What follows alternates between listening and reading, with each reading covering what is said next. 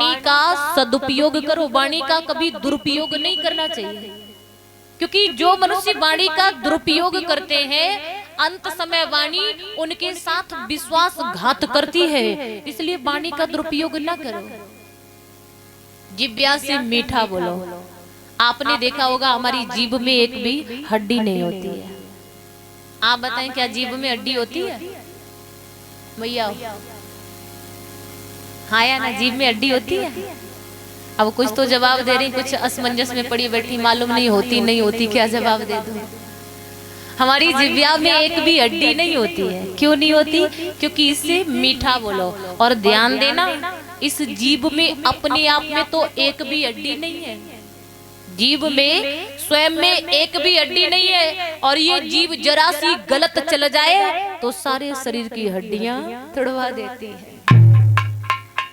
अपने आप में एक हड्डी नहीं, जरा सी गलत चली सारे शरीर की हड्डियां तोड़वा देती है। तो जिह्वा से मीठा बोलो। आपने देखा होगा जीभ जन्म से मिलती है और मृत्यु तक साथ रहती है। तो जीभ की तरह नरम बन के रहिए, कठोर नहीं। दांत कठोर होते हैं, जन्म के बाद मिलते हैं और मृत्यु से पहले ही चले जाते हैं। बनिए और जिह्वा से मीठा बोलिए। ये जीभ चाहे तो पल में शत्रु को प्रेमी बना ले, अपना बना ले, और जीभ चाहे तो पल में प्रेमी को वैरी बना ले। कितना भी बड़ा शत्रु क्यों ना हो, जिह्वा चाहे तो पल में उसे अपना बना ले। तो इसे मीठा बोलो, ऐसे नहीं जैसे एक बार एक घर में मेहमान आए हुए थे। अब मेहमान भी तो कई तरीके के होते हैं या नहीं? कई प्रकार के मेहमान होते हैं। एक मेहमान ऐसा होता है जिसके आने के पहले ही तैयारियां प्रारंभ हो जाती हैं। मेहमान आने वाला है, वो कौन सा मेहमान भैया? कौन? दामाद जी। बिल्कुल सही जवाब दिया। खबरदार, होशियार, दामाद जी पधार रहे। आने से पहले तैयारियां प्रारंभ हो गई। दामाद जी आए, भोजन कराया जा रहा है, भोजन किया। अब बाद में दामाद जी के लिए रसगुल्ले बनाए हुए थे, रसगुल्ले लाए गए। एक रसगुल्ला रख दिया, दामाद जी ने खा लिया। दूसरा रखा गया, दामाद जी ने थोड़ा मना किया। मना तो करना पड़ता है ना, अब नहीं चाहिए। दामाद जी ने मना किया लेकिन रख दिया, दूजा भी खा लिया, तीजा और रख दिया। अब दूसरा व्यक्ति आ गया, उसके हाथ का खा लिया, मेरे हाथ का नहीं खाया, मेरे हाथ का भी खाओ। तीजा खा लिया। दामाद जी बोले चौथा रखने को हुए, दामाद जी बोले अब नहीं खा पाऊंगा, अब नहीं रखो। अब वो व्यक्ति बोला भैया खा लो खा लो, ऐसा तुम्हारे बाप ने नहीं खिलाया होगा कभी, खा लो। अब एक बात बताओ, उस रसगुल्ले में कोई मिठास रहेगी क्या? मीठा रहा रसगुल्ला? एक शब्द ने सारे रसगुल्ले का स्वाद ही बेकार कर दिया, मिठास ही खत्म कर दी। खा लो तुम्हारे बाप ने ऐसा नहीं खिलाया होगा। एक शब्द ने रसगुल्ले की मिठास को कड़वाहट में बदल दिया।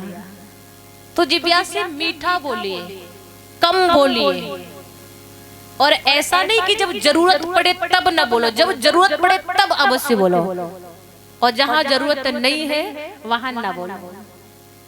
इससे कम बोलो जिह्वा से, जरूरत पड़े तब बोलो। ऐसे नहीं, कई व्यक्ति कहते हैं हाँ कम बोला जाए तो वक्त पड़े पे भी नहीं बोलना चाहिए। जब वक्त है बोलने का तब अवश्य बोलिए। ऐसे नहीं जैसे एक व्यक्ति ने एक कुत्ता पाला घर में और एक बिल्ली पाली।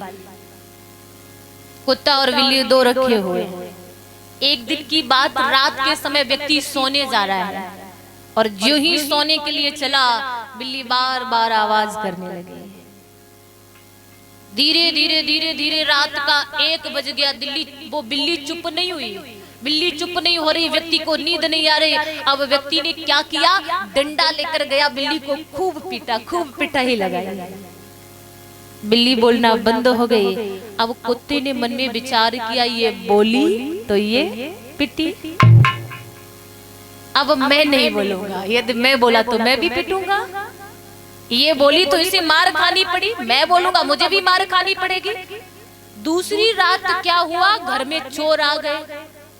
घर में चोर आए, कुत्ते ने चाहा आवाज लगाने के लिए, और जो ही आवाज लगाने को चाहा, कल रात की बात याद आ गई। अरे कल वो बिल्ली बोली थी तो वो पिटी थी, कल वो बोली तो उसने मार खाई, अब मैं नहीं बोलूंगा, यदि मैं बोलूंगा तो मैं भी मार खाऊंगा।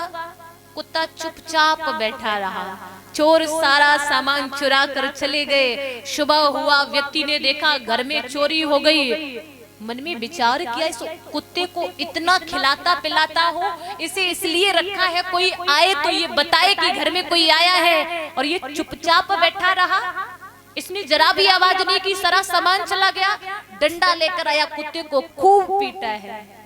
अब कुत्ता मन में विचार करने लगा, आखिर करना क्या चाहिए। वो बोली तब पिटी, और मैं नहीं बोला तब पिटा, आखिर क्या करना चाहिए।